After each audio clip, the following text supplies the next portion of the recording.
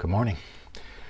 We are going to continue our discussion about the law and sin in Romans 7, and we pick up in verse 10. The very commandment that promised life proved to be death to me.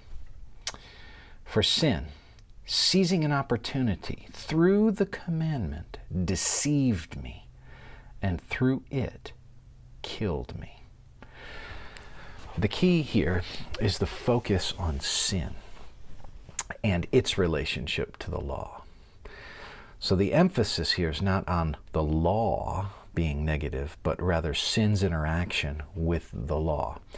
Perhaps a way of helping us understand this is just to think about the first sin that we have in our Bibles recorded. When we go back to Genesis and that famous partaking of the forbidden fruit, how did they know it was forbidden?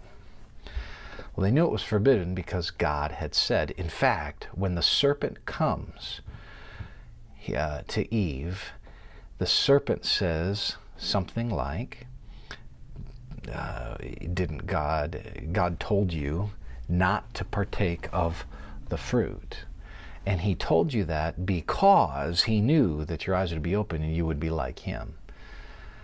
Now, knowing good and evil, this kind of language is an indication that the serpent brings up the law at that time. It's not the Mosaic law, the Mosaic code, but that which was stated by God from his character. And the serpent brings it up and uses it to strike the conscience of Eve, strike the inner life, the potential for sin. And then what happens in the heart? Well, what wells up in the heart is a decision to act in rebellion. Now, fast forward from that.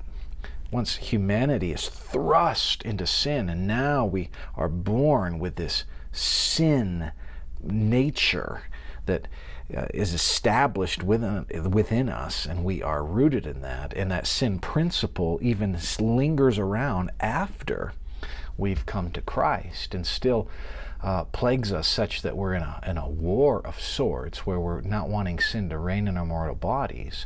Imagine how this takes place in our lives, how we can experience this idea of law and sin converging. For sin, verse 11 again, seizing an opportunity through the commandment, deceived me, and through it killed me.